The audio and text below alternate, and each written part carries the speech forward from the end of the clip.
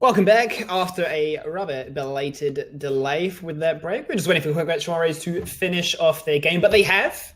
And now we can get ourselves ready into the business end of this tournament. We can get into round number 2 now, Geo Phoenix. We just saw game 1 between Roles Unspecified and the Wolfpack, with the Wolfpack eventually allowing their composition to reach that mid to late game stage and find victory. Coming into game number 2, or series number 2, what are we fancying the odds for this one? Well, looking at these two teams, we have the Quick Match Warriors and also Downfall. Now, we say it at the start of the night that Downfall is coming into the weekend. What was it, 7-1? Yeah. As their record, it's incredibly dominant performance, and they've been one of the teams to watch over the past couple of weeks. And Quick Match Warriors coming into even the start of the qualifiers was one of those teams where I was kind of pegging them as maybe getting into that 5th spot, and they've put it on some pretty decent performance, but haven't really had a real standout against one of those higher teams. So this is one of their chances to really make a name for themselves, really. And then it would be. And if we actually take a quick look at the roster of Quick Match Warriors, you will notice a few of these players with a lot of experience under their belt. Most notably for me would be Leica, the former tank player for Crimson Gaming, the team that came 4th last season at the Sydney Land for BlizzCon. So this is a player with a wealth of experience and knowledge under his belt, pairing that with some of these other famous players in the scene. We've got Sorelli, Ivalu, Madhax, as well as Tommy. So this is a team which, as it suggests, is a Quick Match Warrior. Yeah. They are almost like a sweaty 5-stack. Almost along sort of the same narratives of how we used to describe NMD, which was a collection of these, it sounds harsh to say misfits, but a collection of players that have come together from various backgrounds that banded together really and found major success. We may be witnessing the birth of a second version of that.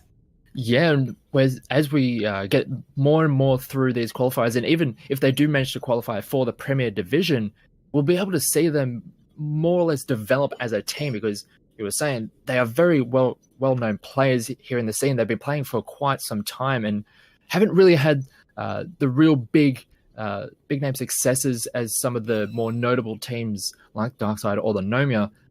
But as we get these teams really start to work on their teamwork, and as we get the more consistent competition, I'm very excited to see how they sort of develop over time. No, 100% Nigia. And I mean, let's lead into our next point then. Downfall Gaming themselves, the powerhouse that they are, 7-1.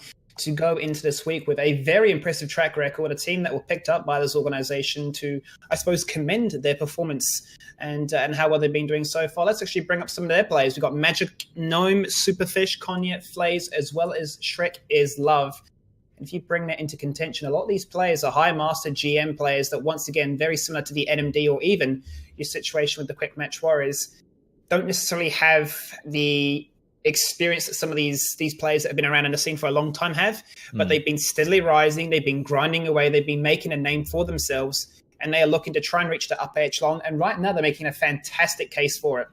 Absolutely, and their match record just speaks for itself. Like you were saying, these players doesn't necessarily have the same tournament experience or the high level experience as, say, some of the Nomias, the Darksided from last year, and some of the other players who consistently have been making those LAN finals or even just the top 4 in the region. But we've been seeing these names just pop up so much more, and they've just been rising so much. And really, I've been pleasantly surprised by how well they performed over these qualifiers. It's interesting to note, actually, just I mean, when you talk about experience, you tend to think of, your Robodobas, right? Your Fat 94s, your KVAs. These are players that have been around since day dot. But it's always interesting to see the old, I suppose, the swing of the hammer, so to speak, of new blood coming into the game and new players showing that, yes, we can compete with the best. I mean, if we look at the lobby, for example, right now, Shrek is Love, 6th on the GM rankings. So there's obviously a lot of information that these guys have absorbed into the system, and they are definitely not afraid of the powerhouses that may be. But it looks like this lobby is ready to rock and roll. I'm going to pass the mic back to you and make sure that we are good. I believe we have Downfall on the blue. Yeah, Downfall is going to be on blue. We'll have the QM Warriors on the red. And it's actually going to be on Volskaya Foundry, a map that doesn't really get all that much love. I mean, we do see it from time to time over in the major regions, but It's one of those maps where you kind of really like it, or you really just do not want to see any part of it. And I believe we'll be getting into it very soon. Skimmy, I believe you're the one with... We are, yes, they are team 2. I was just reading what people are saying in chat. I think people are getting concerned, but we are good to go, so let's crack on in with game number 2 on Volskaya Foundry. What a map. I am very excited to see what happens to this one. The patch hasn't changed just yet, so still the gunner itself, Yeah. the old Triglav Protector with its interesting name, it is still in its current iteration, which is one person is still the optimal way to go about it. When that patch does drop, though, you do want to utilize those 2 people. Yeah, getting that extra armor once you have 2 people in there is going to be a rather significant change, and will, I think, change how some of these teams are going to be playing around on this map. But that, as you mentioned, that's for a future patch. We're currently using the release version of Volskaya, which, as you mentioned, a lot of the time you will see just one person into that Triglav Protector. Sometimes you can see them just bounce from the gunner seat to the pilot seat, and just using the most, getting the most out of the cooldowns that objective can bring to the game. And sometimes you can see some teams just ignore it completely. It's sometimes because the thing with this objective, it doesn't really feel, or in the current version, doesn't feel all that impactful. So teams have just realized, just go elsewhere, get more advantages elsewhere. It's kind of similar to the Infernal Shrines situation that we saw in the previous game, where you just go elsewhere, you just take down towers, get that standing experience, and you can pretty much deal with the Protector in your own time. But now that, actually, let's just get into the draft as we're starting to see some of the bans coming in. I was going to say, Dr. GL Phoenix here with this recrafting. I'm just letting you take the mic right there. I was just watching it unfold. I say Hanzo is banned away once again. It's a case of if you're going to ban a Shimada, might as well ban both. So as opposed to last time with ETC, this time they're both gone. Yeah, and everyone's been really just not enjoying the state of just the Shimada brothers and their dominance. And you can also tag along the good old Greymane on the end there, who has also had a hell of a lot of priority over the past couple of weeks. So wouldn't be too surprised to see that one picked up as the first. But as we saw in the previous draft, the ETC was banned very early on. It was one of those first bans. So wouldn't be surprised to see some of the picks go towards some of those high priority warriors. We'll just have to wait and see where the QM warriors go. Yeah, I'm interested to see exactly where they do decide to go. We've seen sometimes people go for a first pick in Nubarak to counteract if people try and go for like a Lucio speed comp. You go for the Cocoon, it interrupts that. We've sometimes seen people go for the ETC because he's just flat out dominant. Greymane, what else? Sonya. I mean, there is a lot of different picks you can go for in this first rotation, but you've got to have that strategy in mind and that sort of counter follow-up as to how you want to respond. Wow. And Gul'dan is not one of those, but I'm intrigued to see where they go. I'm really curious. Yeah, they use the entire clock to really stew on their thoughts and what they really wanted to lock in. And as you mentioned, the Gul'dan wasn't really one of those heroes that were pegging as first pick material, but obviously QM Warriors have an idea in play, and I can kind of see the idea. I mean, the Greymane is a very highly prioritized pick. It's just very versatile, so very strong, especially high up in a draft. But that dive, the dive style that the Greymane does tend to need, as we were trying to see from that previous game, the Gul'dan can punish that a little bit with that Horrify. Well, the one thing I was going to actually say is if you are going to go for the Greymane, for the most part, Gul'dan will counter that. You know, he can drain life, he can fear, he can do a lot of things to counteract that damage. The response straight out the window is the Greymane, which we were kind of expecting, but the Zarya GL, that is a pick that is pretty much unheard of. Now, it might be a bit of a salty, touchy point for many people about Overwatch Cherries, how they've just transitioned into HOTS. They tend to be a little bit strong. I don't know if anyone knows that. Maybe that's why those two heroes are banned away. But the Zarya is an interesting one. It tends to be a bit like a poor man's Tessadar, but this is suggesting to me that maybe the Graviton Surge, maybe the Expulsion Zone, maybe they've got some big Wombo that they've been practicing, or maybe even just the feel the heat. They're expecting this this dive composition to come out from the Quick Match Warriors. I'm really curious to see how things go from here. So an exciting start. Yeah, and there's also the possibility of just going for those very heavy push strategies with the Zarya, because she does have those shields which can absorb a decent amount of damage from those towers, allows a team to just push down towers very early, even at level 1, and get early advantages from that. Now we're starting to see the response coming out from QM Warriors. The Arthur's very good into the Greymane, as we saw in the previous game, and the Malfurion, a hero that has been, even after the rework, has been seeing quite a lot of priority.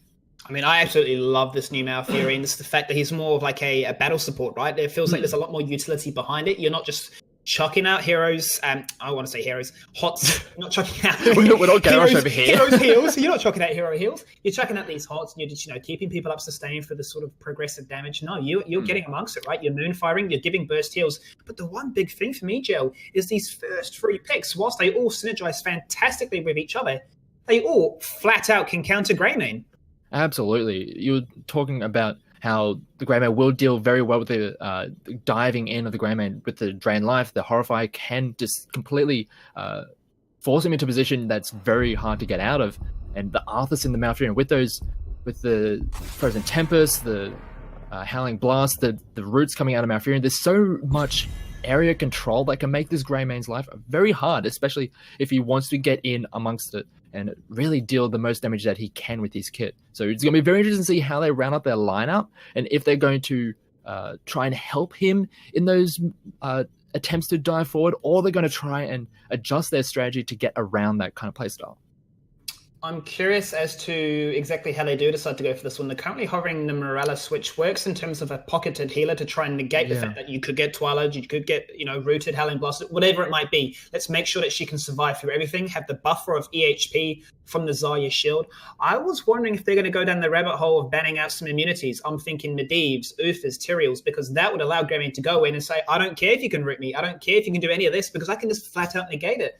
They're still, however, concerned that they're thinking, hey, maybe the Morales is the key. You've got Safeguard, you've got Grenade to knock them back. I suppose there's a few different ways you can go for it. They decide to lock it in, however, but even still, there's a lot of options on the table. Oh, hello. All right.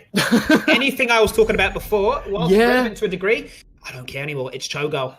Oh, this is going to be very, very interesting. I mean, the Morales ban, I can kind of understand. Alongside the Zarya can facilitate a very strong pushing composition, but once that Cho'Gall gets locked in, it's just all analysis is just like, all right, here we go. This is just a bit of fun, I guess. Where do we go from here? I mean, I guess the best thing for QM Warriors is that now that they do have opportunity in the draft to react to this pick, maybe pick up something like the Tychus to get that percentage damage to really shred down that HP pool, or even something like a Malthael, something percentage-based to deal with it, but at least they have the opportunity to have some reaction to that Cho'Gall pick. So let's be objective right now. What do they need? They've obviously drafted themselves, I don't want to say into a hole. This is still a very strong composition that the Quick Match Warriors have, but they definitely targeted this Greymane. I don't know if they were anticipating the Cho'Gall, potentially why they went for that Morales ban in the end, but they do need a solo laner, and they do need a DPS, and I can't argue with those two right there. Leoric, like the Malthael, drains health, smashes it, absolutely smashes it. Tychus the same, really kind of taking the role of the Vala. Since we've had this sort of single support meta, Tychus being beefy in nature, and especially with the minigun, absolutely shreds. So if they can utilize those two heroes to great effect, then the Cho'Gall, whilst extremely scary and strong, might not be as strong as, Downfall were anticipating it to be. Yeah, it's a very strong couple of picks, and that's to be honest, into any lineup, that is a very strong set of heroes coming in for the QM Warriors. They've got that very considerable beefy frontline of the Arthas and the Leoric. The Tychus and the Gul'dan, they can output a reasonable amount of damage and can deal with a lot of these various compositions. And the Malfurion, we've been talking about it, is very powerful, can get a lot of those heals in. And the Oriole is the last pick for Downfall, does very well paired up with that Cho'Gall, can get a lot of healing out of that pick, and I'm just very much looking forward to seeing how this one turns out. I'm just so blown away by this draft. Like, it was so classic, so not readable, but it just looks so clean, right? They've gone for this to counteract that. They're going to respond by doing this. The Cho'Gall comes out and you're thinking, okay, hold the phone. Yes, we've seen it in the past, but Downfall, is this confidence? Is this just like, yo, we're like the best team right now in the league, we're just going to smash everyone, we can play Cho'Gall, we can flex? And why not flex when we can do it on stream, when the whole of ANZ, the whole community of HOTS, if they want, can watch? 176 viewers right now. I'm going to show you how we do it in ANZ. We're going to have some Cho'Gall action, boys. This is going to be real interesting. We were wondering what was the strategy behind the Xayah pick so early on. Maybe they had something in mind, and it was a precursor to a Cho'Gall pick. I mean, I'm not going to complain too much, but I'm very interested to see if they're going to be able to get this to work. I do believe I saw a Cho'Gall picked elsewhere in one of the major regions, especially on Volskaya Foundry. I'm just trying to remember which one it was, but it's a strong pick. It's very hard to deal with unless you bring multiple members to the party. And we'll just have to, as I said, we're just going to wait and see how Kieran Warriors, if they are going to be able to deal with it efficiently and control the map enough to make the Cho'Gall essentially an irrelevant pick. Well, for the second time tonight, we are here. We are ready to get ready into this game. Game number 2 between the Quick Match Warriors and Downfall. 2 very different drafts. And we're here on Volskaya Foundry of all things considered. Let's introduce this team on the left. Currently the leaders in the league, none other than Downfall, led by Konya playing Greymane. Shrek is Love on the Oriole. Superfish as Gull. Flays as Cho. And Magic Gnome rounds things out as Xayah. And on the red side, we have the QM Warriors. We have Tommy on the Gordon, Mad Hacks on Tychus, Leica on Arthas, Saralee on the Leoric, and Ivylu on the Malfurion. Very curious to see how this early game goes. Also, the Oriole will be glued to this Cho'Gall, making sure that those heals are there for days. Obviously, being a manaless hero, you could argue is better than the Alexstrasza. Many would argue that Alexstrasza is the go-to now, given that she can give a percentage of her health with the Gift of Life. But this is an old classic, bread and butter, and we're going to see if it still works. Yeah, it's just trying to get as much push early on as possible, getting the most out of this very oppressive pick of the Cho'Gall, just pushing in, just spitting out damage, and we're starting to see the percentage-based damage doing a decent amount of work as Mad Hack starts shredding through that Cho'Gall, but with the Xayah and also the Oriole by their side, we're going to be able to keep them very healthy. The thing that I'm noticing is it's going to be paramount that the Quick Match Warriors can clear their lanes effectively so they can then divert their attention to this bottom lane, because this Cho'Gall isn't going to stop pushing. Not at all. There's the route to try and get some damage onto Magic Gnome, but he has a shield, he has a heal. He's not in the biggest of concerns, but like it suddenly may be, taking the brunt of a lot of that damage. But speaking back to my point before, it's Konya in a situation almost like a Zul. He is rotating between top and mid, single-handedly clearing these lanes, while Saralee and Tommy, both with fantastic wave clear, are keeping him in check. Yeah, just trying to make it as hard as possible for them to get as much experience as possible. As the Cho'Gall takes a lot of damage coming out from this Tychus pick. And they are going to have to be a little bit careful with how aggressively they keep on pushing. They have almost taken that tower, as they do get that on the bottom side, but to be honest, with how much emphasis they've put in the draft to this kind of playstyle, they haven't really gotten too much out of it just yet. Oh, but Tommy's getting picked off. Not just yet, but hold the phone, because Tommy's in a lot of trouble. First blood is said and done just like that. Konya suddenly gets aggressive and realizes that the 2v1 soak was there for him. And the boys are back in town. They net themselves the kill. They go back to business. They're going to jump straight back down into bot lane and finish what they started. Yeah, they were able to get that nice little pick, get themselves a little bit of an experience advantage, but as we see it, the 3 members of the Kieran Warriors, they're essentially just shadowing this Cho'Gall pick, trying to make sure that they get as little value out of it as possible. First control point up in 20 seconds. Konya going to begin that siege camp. Get some merc pressure on this map. Where's that control point spawning? It is in the middle lanes. Those mercs will be going to the top. Magic Gnome is there at the moment with the 1v1. Looking to push things out. Now, let's actually consider this for just one moment. The fact is, Quick Match Warriors are still slightly ahead. They are dealing with this. And they are they're going to have a bit of a, I suppose, a tough order when it comes to this first Punisher itself, or this first Cho'Gall protector, because in terms of sustain, they just flat out lose.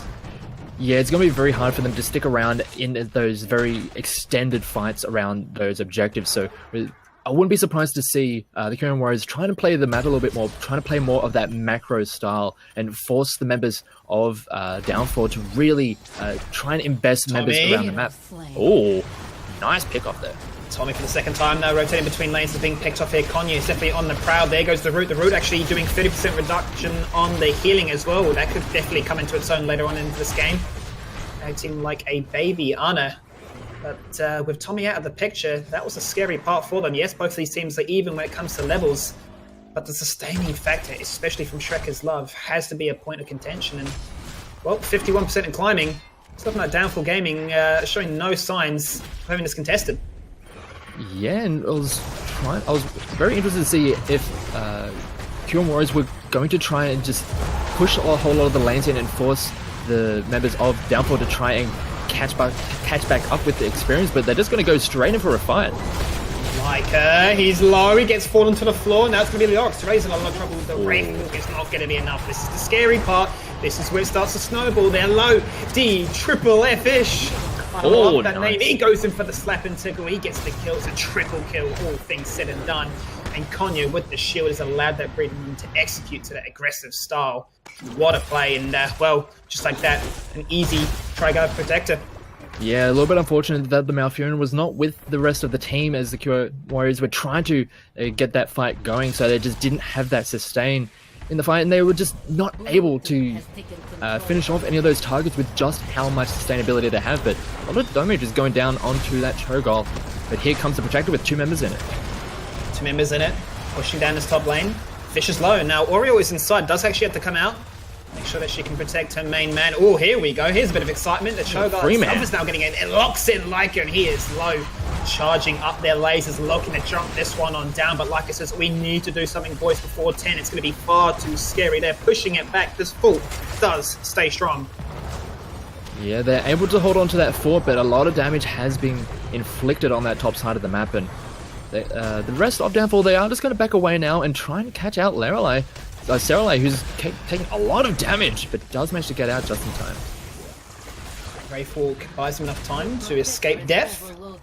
Let's have a quick look at the talents themselves. This is the new one that I really actually quite like. The fact is, with Cleanse no longer being its sort of unstoppable clip, it's in a very different iteration, but actually hold the phone. Shrekker's Love is in a lot of trouble. A lot of trouble, actually. There is no ultimate. He's gone just like that. Leica finding the moment, finding the chance, getting the kill, doing what needed to be done.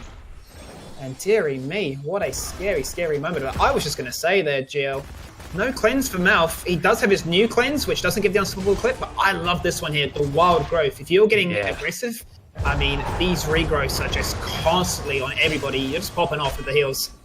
Exactly, and we've got such a massive target like that Cho'Gall. You can very easily be hitting those Moonfires onto a target such as that and continue getting those heals off, and it can be very impactful once we get those very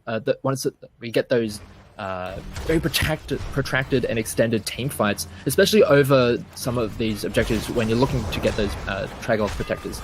But we do actually have Kyo Warriors being able to get their level 10s without losing too much. There was a bit of an opportunity for Downfall to capitalize on that heroic advantage, but then because they lost Shrekker's Love, they weren't able to do so, but they are going to go for a fight. Here comes Shadowbolt Body to open up the little match there, but no, it's not going to be enough damage to start things off, but they're looking to try and chase on Leica. It's so good, but look at that. Even perfect Twilight Dream as well. Oriole, no chance, no Aegis, and there is the Entomb as well. Are you kidding me? They are searching for blood and bones. They want the kill, and they're desperately doing whatever they can, but Konyu, now in a situation we see everyone so low. He goes for the throat once, does he have the reset? He's looking, he's hungry, he's jumping, he's grinding, he's doing whatever he can. He barrel rolls away. He's on 50 health. Can you believe it? Oh, so close to getting out of there, but in the end, it's only going to be the Grey Man who survives from that entire fight. But that was so very well done from the Kyo Warriors, utilizing their heroics to brilliant effect. That the silence were just so on point, and that horrifying to start it off. Once that Oriole is the first to go down, it's so very hard for the rest of the Downfall lineup to stick around in those fights. Sure, you have the Xayah and just the innate sustain from that Cho'Gall, but it just wasn't really enough to keep him alive in those fights, and that Entombed was almost enough to finish him off, but because of how low they had been dropped, just weren't able to finish it off. But in the end, they were able to clean it up. So a great fight coming out from the Kyo Warriors, and this game isn't over yet. There's still a lot of game left to be played. Definitely still a lot of game left to be played, and I hate to be Konyu in that situation. Look how low they were. You just like spoiled for choice. Who do you go for? Where do you go? Expulsion Zone comes out. Leica in the front line. Shirelli once again. He's with that Entomb. The root is there. He's locking in place. Shadow Bolt volley. Pow, pow, pow. Goes the damage of that laser, but it's not going to find the kill. It's not going to find anyone. He has to go for the tap. Shrek his love runs on back in. And he doesn't have the Aegis. Bear that in mind. He's gone for the resurrection. No instant one-shot protection, Jill. This is all about making sure that Cho'Gath, if he dies, he's back alive again. Yeah, that's the thing that we didn't really pick up on right away. That resurrect being, they essentially going all in on that Cho'Gath, and if it doesn't fail, well, have another crack at it, and not necessarily wanting to try and just avoid some of those killing blows with that the Crystalline Aegis. And now we do have the objective on the top side of the map, and we're getting some very interesting team fights, and we're just waiting for Heroics to get up to just do it all over again. Minute dead, up in 25. That might be the biggest one for them. Cho'Gath just managed to avoid that one. There goes the Entomb Expulsion Zone, basically negating each other, cancelling each other out. Suri is forced to run away. The Shadow Bolt volley comes from downtown, and Kunya goes, hello, sweet prince, you are mine for the taking. Double kill, looking for the triple, wants to be featured on MLG TV, and yes, he is. Ice Block is dead, but does it really matter? Because he smashes that finger, he claws the kill, he gets the quad. And now Madhax, the one-man dream, DFFF-ish, looking for the kill. Can they get the ace? Yes, they can, GL. Downfall showing you why. They're currently 8-1 in this league. Yeah, incredible fight, just turning it around onto the members of the Kirin Warriors. They thought that they were able to stick around and maybe get some of their heroics to get a similar fight to what they did before, but that time it was all in favor of Downfall, able to just blast their way through that front line. And once that front line is down on the side of Kirin Warriors, there's really not much helping out that Tigers and the Gul'dan, who can fall prey to that that Greymane and also the Cho'Gath very easily. Here's Johnny, Konyu's low. He had the corruption ticking away, and Leica now completely baited out position. Tommy 40 had it. He 40 done enough damage, but Konya manages to jump out with the disengage, save his life. But is that the only life that might be spared today? Cho'Gath is low. He was flirting with the fact that iBlue could have chucked out that route, but it wasn't going to happen. And now a sizable XP lead is being built. Yeah, almost level 16 onto the side of Downfall, and once that hits, they are going to be very much wanting to push the tempo of this game already. Having an just level lead, they are in a pretty decent spot, and it looks like the Kirin Warriors want to push back this offense, but they have to be very careful with how this goes, because level 16 has been picked up, the talent advantage is there, and they're just going to keep on pushing through, just force the tempo of this game. We want to play this one methodically right now, clearing out all these forts, get all the XP. We've got 16, we can look to try and start something off right now. Surly forced to run away once again. Big power spike here for the Cho'Gath, surging dash, it heals you. Gives you unstoppable clips. So frustrating to try and deal with. There's the shield, and that's the Shadow Bolt right in his face, causing all kinds of issues. The Horrify goes out, doesn't really too much, but the Twilight Dream is good enough to take him down in the end. The Resurrect, remember, has a casting timing. Shrek Love is going to have to go for that one anytime now, but Konya is getting aggressive. He's looking to try and find that reset. He's looking to try and use that Go for the Throat. It's on cooldown. Well, it's off cooldown, I should say. He's ready to use it on cooldown. But all right. He goes deep. He goes so deep with his second life, like a cat with 9. And what looked like a situation they should have commandingly crushed. There was no 16, but they still held on. That was an impressive defense coming out from the Kirin Warriors. I mean, you have to kind of you have to criticize the Cho'Gath play there just a little bit, diving very deeply. I mean, sure, you die the first time, you get that revive, and he's like, all right, let's go round 2. Sure, they have the level and the talent advantage, but that was way too deep to be diving. Sure, he managed to get that Gul'dan, but losing the 2 members of the Cho'Gath, but twice? That's a lot to give up, and this is allowing an opportunity for the Kirin Warriors to try and get a foothold back into this game. Some of the scary things I really want to discuss, Jill, would be the fact that, these level 20 upgrades for some of these heroes on the side of Quick Match Warriors are really scary to deal with. Like Entomb, for example, will have a silence. You entangle that with the root. You've then suddenly got an Odin with a nuke. You've got extra amplification with the Gul'dan's Horrify. Like, there are situations where you might not be as tanky and as raid boss-ish, if that's even a verb, as you would like to think. Or they do try and catch them out, but the Graviton is going to be forced out. Oh, great Beautiful Entomb. There's the Horrify to science. Everything's been chucked at this one, and Zaya pays the price with their life. Now Konya's trying to roll and roll away, but not far enough because the team is there on their mounts, hovering with the happy little clouds, ready to share the love with Konya. He falls to the floor, donating a turret to the cause. Yeah, lovely pick off there for the members of Quick Match Warriors, picking up that turret to have a little bit of some extra tools to work with come the next objective. And even though the rest of the Downfall were trying to get some pressure on the top side of the map, they're not really able to get too much, as the rest of the Q Warriors are able to repel that. So every little bit is going to matter as we get towards this next objective, and it's getting a little bit sloppy for Downfall at this point. It is, but regardless, this is shaping up to be a fantastic series filled with action. I mean, we've got 13 kills to 11, a lot of damage coming across the board here. In 2 minutes, not there just yet. He doesn't want to use it, but they're considering the idea. Now, to give you a sense of perspective as to how much damage is being pumped out here, Gal is doing 67,000. The next person in command, 43,000 by Tychus. So a huge buffer that this Cho'Gall composition is able to achieve. Yeah, and they just want to keep the pressure pushing on that top side of the map, using just the Cho'Gall and the Oriole to just blast down some of these towers, try and re-establish that experience advantage. But now we have a lot of the members of the QM Warriors. They're here now and they want to defend, and it looks like they're going to be able to catch them out. Looking for the entomb is there. Shrekker's love. He's going to have the res if he needs it, but there's the shield. There's the expulsion zone and the Twilight Dream. Ivelu could not interrupt it just quickly enough. That's going to be enough sustain. He might be low. He's down to 1k of 6,500 health, but he is still surviving. Heals are there for days. Piker rocks up on like a drive-by, saying we need to find something right now, but it's a sustaining question that you have to start getting worried about. Arthas is in a 1v4 situation, saying, please help me. Tommy says, I will. I'll go for a kill. I'll do my best, but the aim is not there. 2 fall to the floor, and Konya, like a man on Tinder, is swiping away. He's hacking and slashing, getting these kills. He wants to triple, but the woman just runs away. And now we find ourselves in a situation where it's another 4-man. Yeah, that's just going to be essentially a cleanup for the members of Downfall, and that's the kind of fight that they want. They don't want the members of the QM Warriors to have that very consolidated defense, because they've been running into it time and time again. It just wasn't really working out for them, but getting those very awkward separated team fights, they were able to just split apart and just use the individual strengths of those heroes, and we just see a massive team fight. And they are going to be able to clean up the Grey Mane, but this is going to be a very risky core push. So they're doing whatever he can with his royal focus to try and slow people down. He's doing a great job so far. Wow. 2 people falling to the floor. It's just the throw potential of his. He's given enough time for the team to respawn. So he is down. Metronome is still on this core. The core is falling. 58% and going. Tychus has respawned, but Tychus is sent straight back home. Packing Lyco's alive. Is Lyco going to survive? No, he is not. GL, I am lost for words at what we are witnessing right now. They're trying to keep them going, but with the respawns coming in, they just don't have enough. I don't believe it.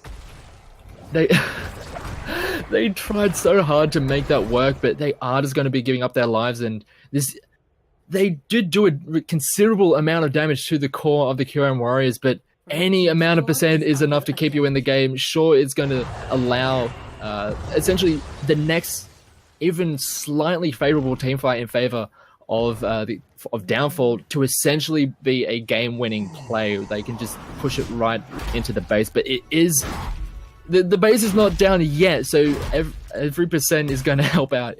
And QM Warriors, they want to. They're trying their very best to stick around in this game, and they do have their level 20s. You were talking about it before. Some of those upgrades to those heroics could be very impactful for the next big defense. They absolutely, without a shadow of a doubt, cannot whiff these. Now, easier said than done, especially when the adrenaline is pumping and the nerves are rising. But these level 20 upgrades, for the most part, have so much impact. I can't underestimate it enough, overstate it enough. The one thing that was actually really interesting with that team fight is the fact that Psychotic Break, which means that you can carry on using your abilities even when you're dead at Cho'Gall, was used to put more damage onto the core. Oh, they could actually land it. He's gonna live. Is he? Yes, he is. Like he's been invaded. Oh no, this is horrifying. Literally horrifying, because it comes out, the fear is there. They're running. Like to do whatever he can. He gets no knocks away. The stuns, the shields, the damage, the F triple fish is there. Corruption damage. He's running it down. The corruption damage. It's massive. I am so lost for words right now, Geo Phoenix. This is the reverse. Reverse sweep. 5 members down. Oh, that was an incredible fight. It looked like the members of Downfall were able to survive. It looks like they were able to get away from the damage coming out from the Huron Warriors, but in the end, the Gul'dan corruption damage coming out from Tommy just really just wrecking that backline. And it allowed the rest of the members to just clean up that Cho'Gall. And this is giving them the opportunity to just go straight into the base of Downfall. And this could very well spell end. There's enough time on those death times that this could just be the end right here. Don't tell me this is... Bro, my face, if you could see my face right now, I am smiling like an uncontrollable kid on Christmas Day. What are the respawn time? It's got 15 seconds. Odin is there. It's not going to be the nuking Odin, but it's going to pack out punch. This is looking like a jail. The core is falling 80%. It's not going to be enough. Cho'Gall or not, the core is going down. Downfall in maximum disrespect with this comp. Well, like one famous man once said, they played themselves. They were in control for so much of that game, but they were playing with their food essentially. They overstepped their boundaries one too many times, and they paid for it. It was... I didn't really expect that's how that game would have ended, but I really don't have too many more words to say about that game. I mean, what more can you say? They were so close. They just kept on pushing. They wanted to just end it right there on that core, but they just didn't have enough push in the tank, and it cost them. I'm honestly speechless. I was lost for words even when I was commentating that part, right? Because we sit here and two, like, they cannot whiff anything. They whiff it, I'm like, oh no, like my heart, like, right? The anxiety was just like, no, come on, please. But then they somehow win the fight. Cho'Gall, for some reason, was like in Africa, trying to like 1v5. He dies, and I'm thinking, well, okay, this is not really the Zoo situation. And I'm watching it back on the stream right now, but dearie me, Jill, like my heart is racing. What a series. What a game. The best one I've seen in these qualifiers so far. Yeah, it's incredible to watch. I mean, you were saying it. All those heroics were missing, especially those high impact ones. The Buried Alive and the Entomb. It was a complete whiff. Allowed the members of Downfall to just walk out of that, but somehow they got that fight to go. They shouldn't have been allowed to let that fight go their way with how much things just didn't go their way in that fight, but they were able to pull it out and just rush all the way through. It was a fort, there was the keep wall, the whole keep, and just go straight to the core. It was just one massive push. They shouldn't have been allowed to do that. I don't know what to say, but I know what I will say is that we are going to be jumping to a quick break so we can get composed, that you guys at home can get composed. I can see everyone in chat popping off right now with the replay right there. All 250 viewers of you, thank you so much for tuning in. And if it's the first time you've tuned into ANZ, welcome to some of the finest Little League play you've ever seen in your life. We rock it down here. We do crazy things in the Southern Hemisphere, but we're going to be back in 5 minutes. So grab a drink, get some snacks, stay hydrated, and we'll see you for round number 3.